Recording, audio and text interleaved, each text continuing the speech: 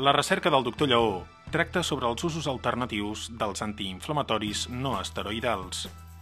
Abans de conèixer aquestes noves aplicacions, volem saber per què s'utilitzen normalment aquests antiinflamatoris.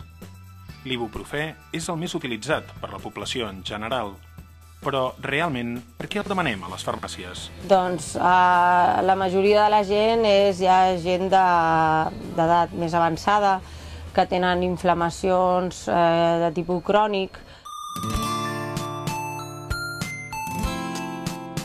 El doctor Llobet, reumatòleg de l'Hospital de Sant Pau, explica quines són les malalties amb dolor crònic que més utilitzen aquests antiinflamatoris.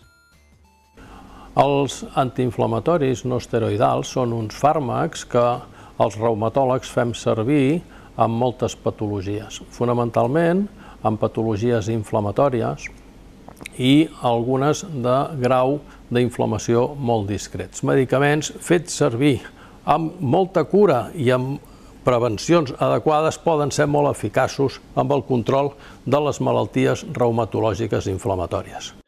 A la part antiga de l'Hospital Sant Pau, al laboratori de neurologia, el doctor Albert Lleó du a terme la recerca sobre les implicacions pel dolor crònic de les dianes moleculars dels antiinflamatoris no esteroidals.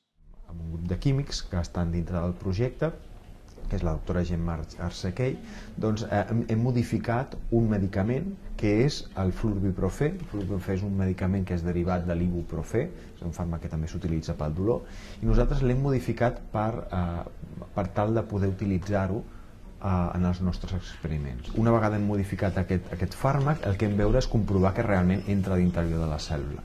I aleshores, gràcies a que li hem afegit aquesta biotina, que era aquest grup blau, nosaltres la podem tenyir el fàrmac amb un anticòs. Hem mostrat que definitivament aquest fàrmac que nosaltres havíem creat per a aquest projecte s'uneix directament a la persinina 1. I això és important perquè obre un nou ventall que aquests fàrmacs modificats podrien ser utilitzats no només pel dolor, sinó també per altres malalties com l'Alzheimer o el càncer. Maria Luisa Pardo, amb 75 anys, ha superat 3 càncers. Veu amb esperança la investigació del doctor Lleó. Lo que sea un beneficio para todas las personas que hemos sufrido de esto, pues creo que es estupendo.